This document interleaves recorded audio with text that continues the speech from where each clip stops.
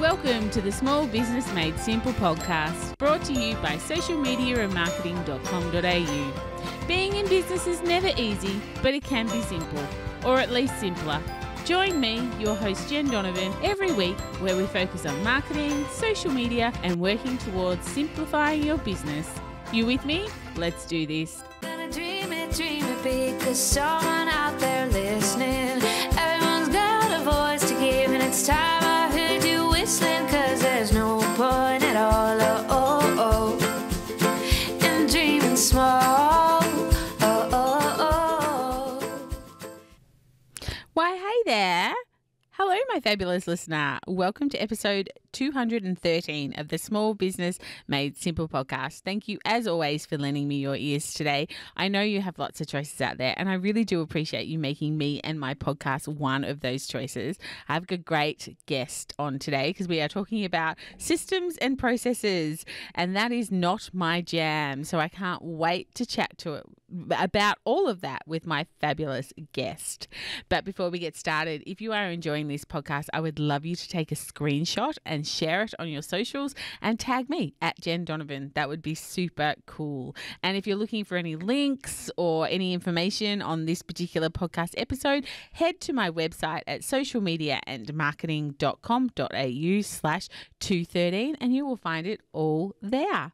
How did you go with last week's episode, 212, all about getting a little bit better with your marketing and stop thinking you need to be in more places to reach more people, but actually, just taking a step back and going, can my marketing improve? Can my messaging improve? It was a really good episode. I've had a lot of feedbacks, a lot of conversations created out of that. Some of them have been very colourful conversations, and some people who know me well know exactly where my emotions were coming from, that just want to make small business simpler, not more complicated for you. But look, on to today's episode. Today, like I said before, it's all about systems and processes, of which I am definitely not an expert. So I can't wait to introduce you to Nicole Smith from The Artisans. She's here to chat about systems, processes, and give you some enormous tips on getting better at this stuff, and also talk about what the cost is to your business for not getting the systems and processes right. So whether you work by yourself or in a team, this is definitely a good episode to be tuning into. So let's get into it. Let's have a chat to Nicole. Hey, Nicole, thank you so much for coming on the podcast today. Hello, thank you so much for having me. I'm very, very excited to chat all the things today. Yeah, no, I can't wait. So, I love the fact that we could do a podcast swap. I was on Nicole's podcast, which is called the Take Control podcast, a little while ago. And so now Nicole is here chatting with us. Nicole, for my amazing audience who perhaps haven't come across you or would just love to know more about you, can you tell us a little bit about who you are and what you do? Absolutely. Well, my name is Nicole Smith and my business is The Artisans Business Solutions, and we help businesses really discover that middle ground between how they're operating now and how they ideally would love to operate. And what that looks like is looking at your standard operating procedures, which is what we're going to talk about today, your systems, your people, your tech, and really making it beautifully dance together and just weave in so it's really enjoyable, and you can be really focusing on those bits of your business that really make you shine and that just sparkle when you're doing them. Oh my gosh, talk about overpromise. Let's hopefully you can deliver as well. But I think one of the things when we start off in business, I really love, actually, I love hate the little meme that you see on social media that says, I was tired of working 50 hours a week, so I decided to open my own business, and now I work 24/7. So, and I think that's the reality of so many small business owners, including myself to a certain degree, until you start to get okay at this thing called small businesses. We think that we're going to have so much more freedom when we are a business owner. So I am hoping that you will, through telling us a little bit about standard operating procedures and systems and tech, that you're going to give us a little bit of that gift of freedom, because I'm assuming if you put some of this stuff in place that you will have more time. Is that the gist? Absolutely. And I will start with saying that I talk about building big and building your big. And something that we learn as business owners is our big looks very different than our colleague that's sitting next to us. So, that's a great place to start, really understanding, well, what is my business? What do I want it to actually be? And then we can look at all the bits that come in as well. So SOPs, or standard operating procedures, are, in a nutshell, the way that we do the things in our business.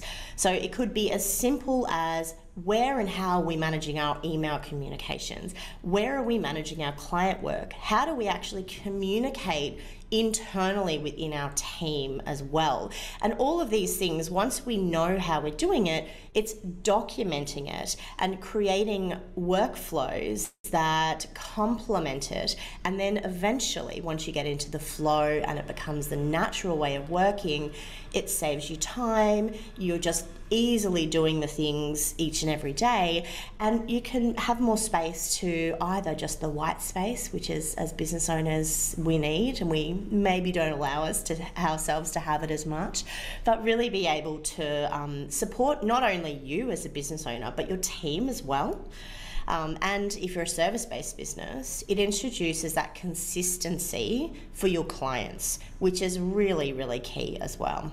Yeah, okay. So one of the things that I've done for SOPs is basically just screen recording things that I do. So say, for instance, my podcast, this is how I upload it to Libsyn, and this is the bits that you need to do, type of thing. Now, I actually do that myself, but I do have an SOP for it, just in case one day I decide to bring on somebody who may need to know that information. And I'm sure that you find in your area of work, and I certainly find it in my area of work, well, the excuse that people come up and say, but I don't have a team. So why would I need standard operating procedures when I know what I do and I only need to know what I do? So give us your gold as to why people should care if they are a solopreneur. Absolutely. So even with solopreneurs, your journey right now may look very different to where you are in a year's time.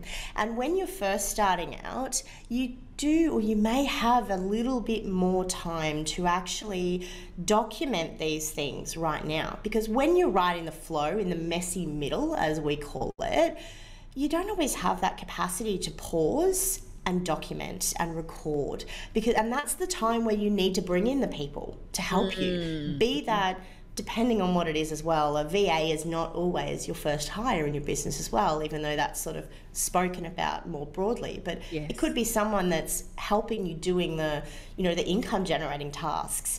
And if that's the case, being able to document and have documented your specific way of doing it, and then bringing them on, having their learning process beautiful, and they've got that reference document there. Honestly, I've seen it time and time again, the relief when it's in place. It's like, oh, why didn't I do this like a year ago?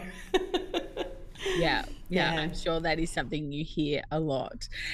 So for perhaps my listener who hasn't started this process or has ad hocly done this process, where do you start with creating systems and SOPs and understanding what tech you need? Like, you don't know what you don't know. That's something I've heard a lot in the last month. I'm not really sure if I just keep attracting that phrase or what, but I'm hearing a lot from people, I don't know what to ask because I don't know what I don't know.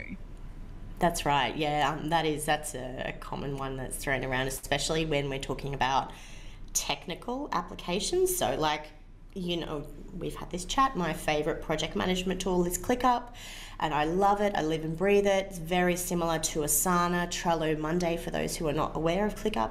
I now will put that earworm in and you'll be Googling, I can tell you right now. But we don't know. Like, when I didn't know about ClickUp, I didn't know it was a thing, right? Yeah. Until we discover it, and then we find the thing for you.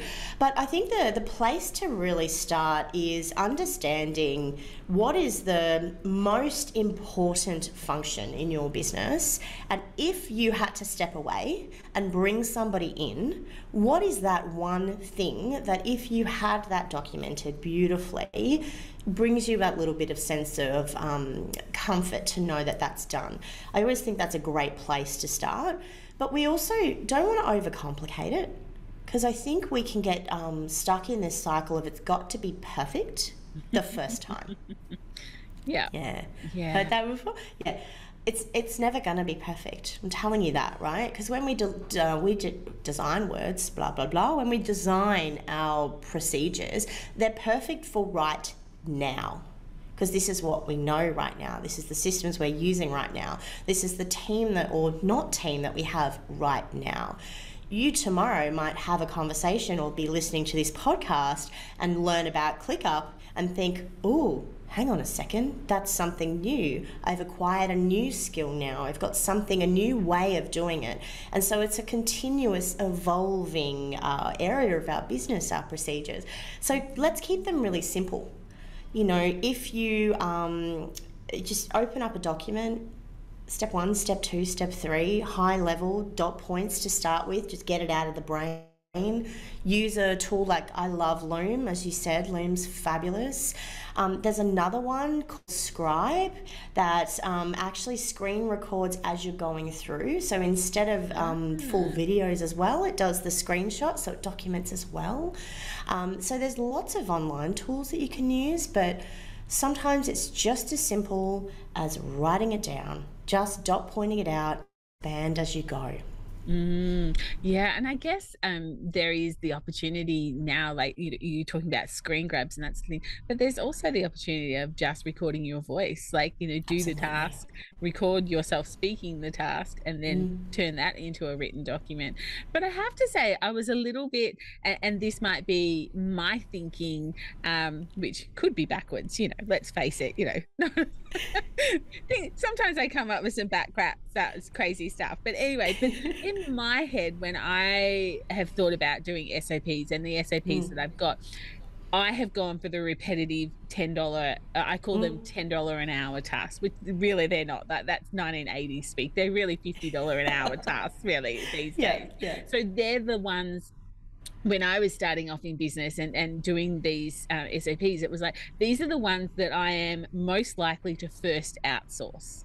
So these are the ones that I will probably most likely want to get rid of first, because they're not the money earning tasks. And so they're the ones that I'm probably going to give to a virtual assistant. So that's where I started, rather than thinking about the most important tasks. So I found that when you were talking about that, it was just like, wow, okay, that's a different way of looking at it.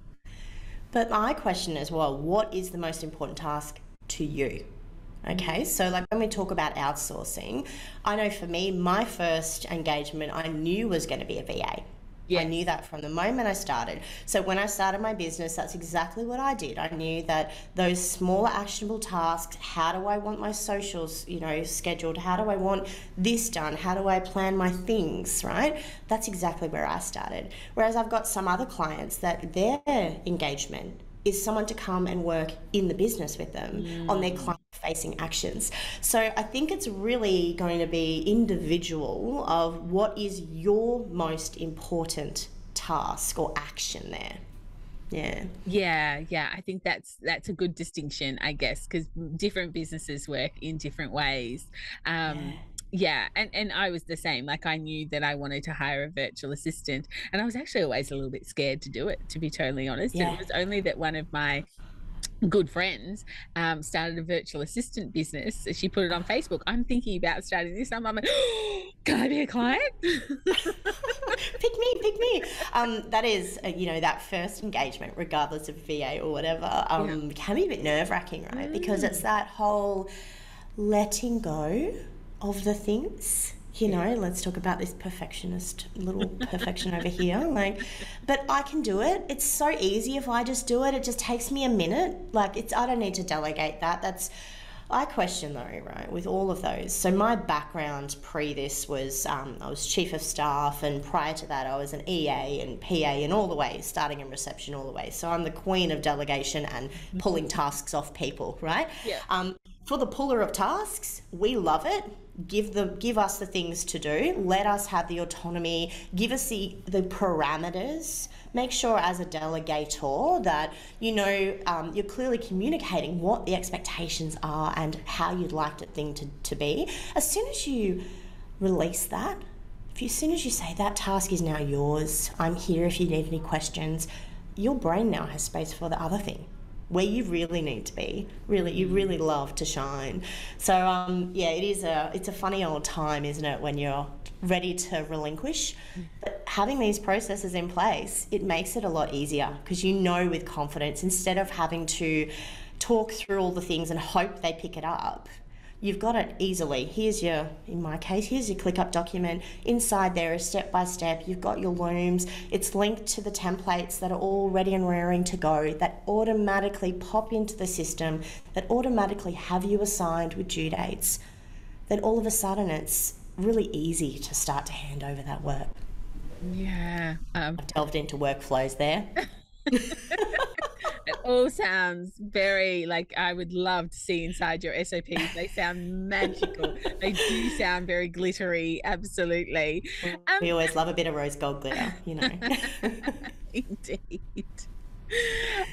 For my audience that might be listening though, time is something that we all have equal amounts of, and yet some people seem to be able to do things that others don't seem to be able to find the time for. So setting up a system, or a process, screen recording, writing down dot points and documents, this takes time. So what is your biggest hint, tip, trick, push, nudge, whatever it needs to be, to the person who goes, I don't have time for this? Oh, I love that. I don't have time. The old I don't have time. I'm going to ask you, if you're thinking about what you're doing today, you're doing your work, you're doing your actions, you're doing the thing, press record on Loom and talk as you're doing it. Ta-da! Now you've started. You've started your SOP. Gonna say firstly, we also need to have a central location to store these babies as well, because when we do start creating all the documents, if we don't have a library, go into the library and you go into your sections and you've got your naming conventions and all that fun stuff, some structure, because then you can easily find it. But you're doing the work already. So just press record and you're done. You started. So the whole I don't have time, we all have a choice on how we use our time. Yes. And that's the fabulous thing, right? But if it's important to you, there is always a way. Yeah. I could not agree more.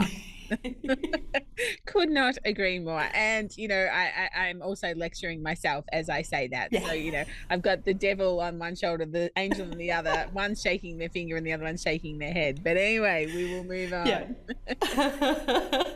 We've got to be kind to ourselves ultimately though as well, right? Like sometimes in the cycle of the world, things are busier and we don't have capacity to take on anything even as simple as clicking a button or filing a document, right? So let's just be really kind to ourselves and do what feels right at the moment. If it's important to you, you'll easily install Loom and press that button.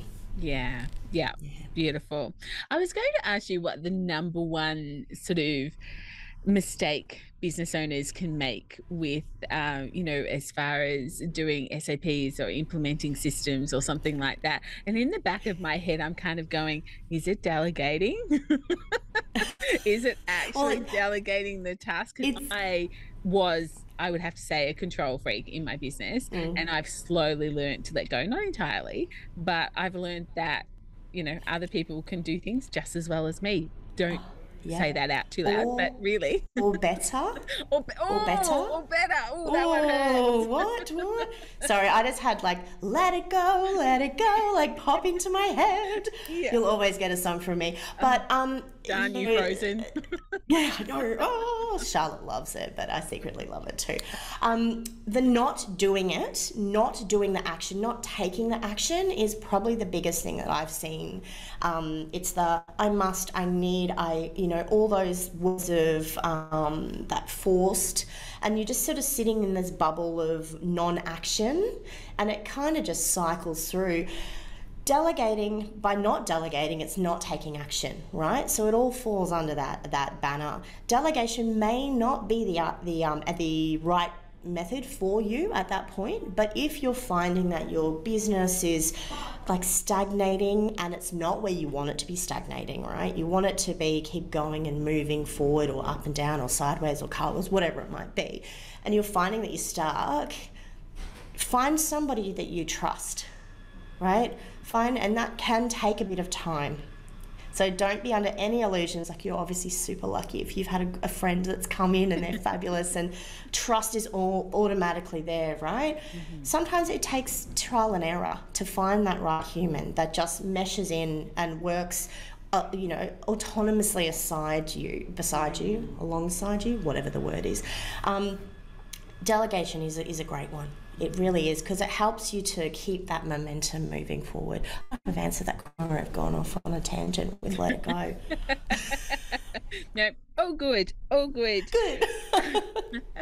I guess the next question is kind of, what's the price of not doing this? Because I've learned in business that money talks. So if you want to tell someone that if you want someone to take action, if you put a money value on it, sometimes that can make them jump into whatever the task is. So what's the price of not doing these things?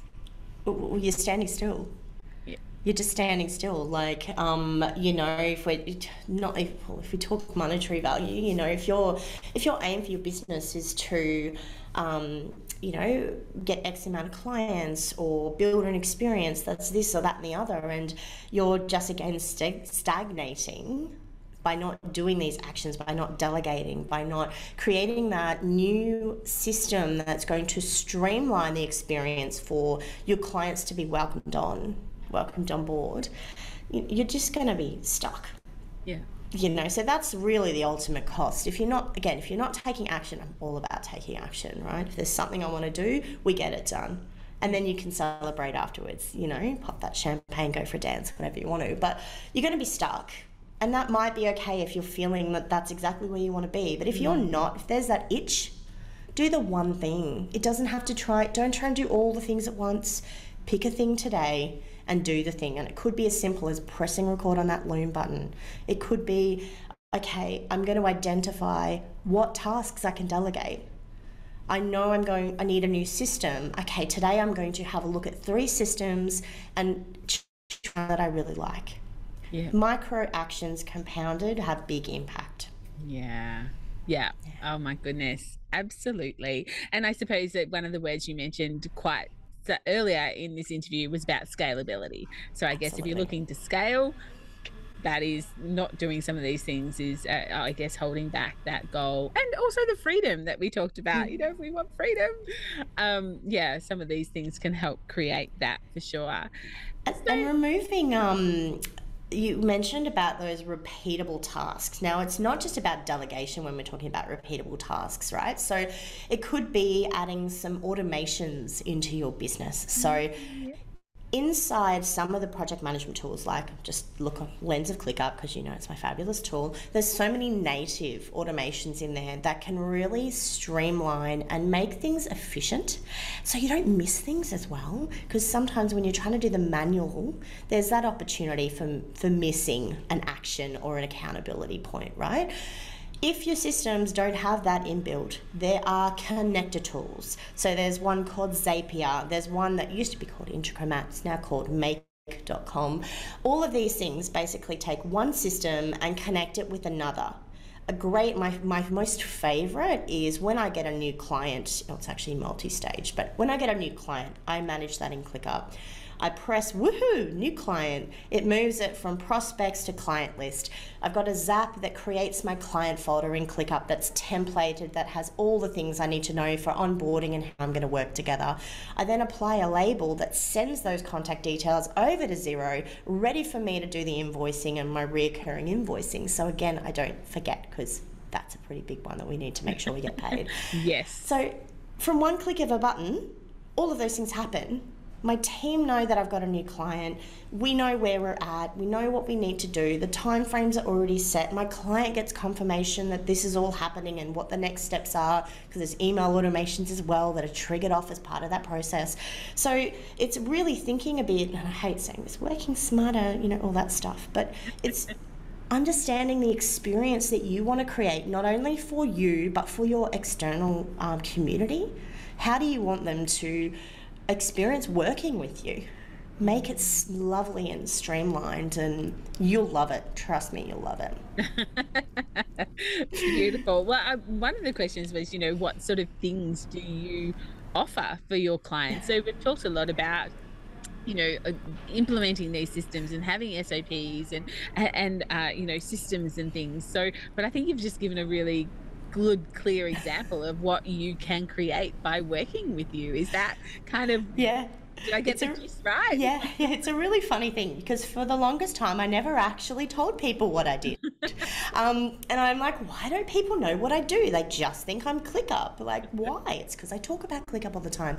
I'm a business operations specialist. So what that means is I come into your business and really look holistically at how everything's working right now, where you're heading. So what's your future state business look like, and how can we design our ecosystem, tech, processes, humans, how can we design that and then create it in your systems and then connect it with your people? So I talk about it's design, create, connect, and when all those three combine, your experience of working is beautiful. It's because it's custom for you.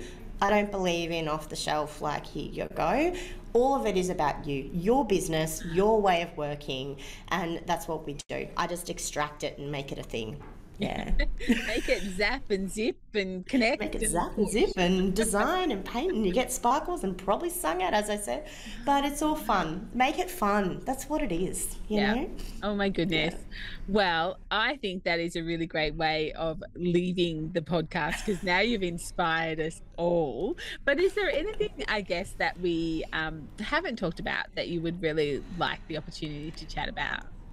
Oh, goodness gracious me. I love being curious. Yes, I love that word. Oh, it's so fun, isn't it? And if you don't want to ask a got me into that. If you get nervous about asking a question, start with, I'm just curious, because it breaks all barriers. It's the best question. Oh, absolutely. And questions are the best thing in the world, because, you know, coming back to that, we don't know what we don't know. We really don't. You know, we have acquired so much knowledge over the years in our speciality, but it doesn't mean we know all the things, and nor should we. That's why there's somebody else that's sitting right next to you that is specializing in marketing or specializing in all the tech stuff. You know, the IT guys, everyone needs an IT guy in the world, or IT gal in the world, by the way. So important to get your IT security right. Anyway, that's a side note. But really just, you know, be curious, investigate, press the buttons. Press the buttons. There's nothing you can't fix. Just press the buttons. Right? Oh, yes, unless you're Optus, but we won't talk about that, will we? Yeah, well, yes, okay, yeah. Cybersecurity though, right? See, yes. Important. IT gal or guy in your world, so important. Yes, absolutely. Ultimately, I'll leave you with all that we do here at the Artisans is we're looking at the foundations of your business. You build a house, right? We need that concrete slab to really set you up with your structure of the house. And then we start to build the inside of it. If we don't have that structure, we don't have the freedom to move in and out and weave and test and try and all those things. So foundations may seem to be boring, but are really the key area of what you're doing to grow a successful business. Yeah. Beautiful. Thank you so much for all your wisdom and your sparkles and your absolute love for what you do. It just shines through. It's so great to chat to you again on the other side of the mic. Yes. But if my listener would like to get in contact with you, where's the best place to get in touch about systems and SOPs and the sparkles? Absolutely. Oh, that's 3 S's there. I love that. My website is theartisans.com.au. I'm also on all the socials at at The Artisans Solutions.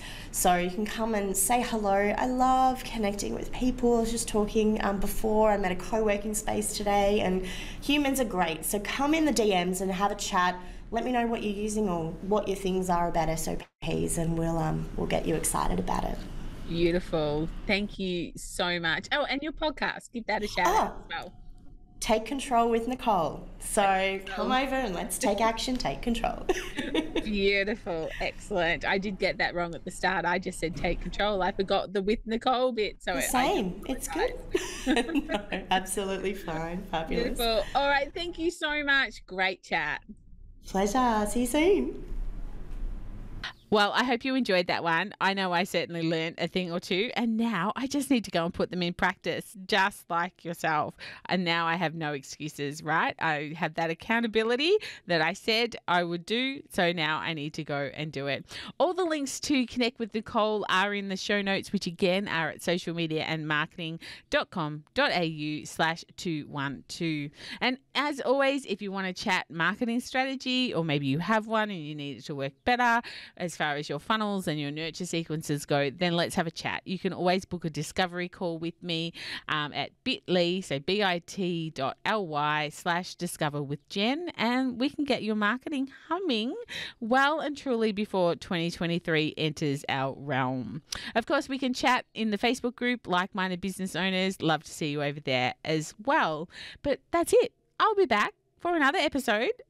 In fact, episode 214 next week. But in the meantime, if we're not hanging out on social, let's get social on social. You will find me on Instagram, Facebook, and of course, LinkedIn. And just one more thing before you finally go. Do you have something, a subject that you would like me to talk about, or a guest you would like me to have on? I would love you to get in touch. That would be awesome. You can DM me or email me, jen@jendonovan.com.au. But whatever you do, remember, my small business peep, as the opening song says, there is no point in dreaming small. No time like the present. Tell it like you feel it, say it proud, be true, and let us see you for the star that you are. No point in dreaming small. I would like to acknowledge the traditional custodians of the land, the Yorta Yorta people, on which I record this podcast and conduct my business today, and pay my respects to their elders, past and present. I extend this respect to the Aboriginal and Torres Strait Islander people here with us today as well.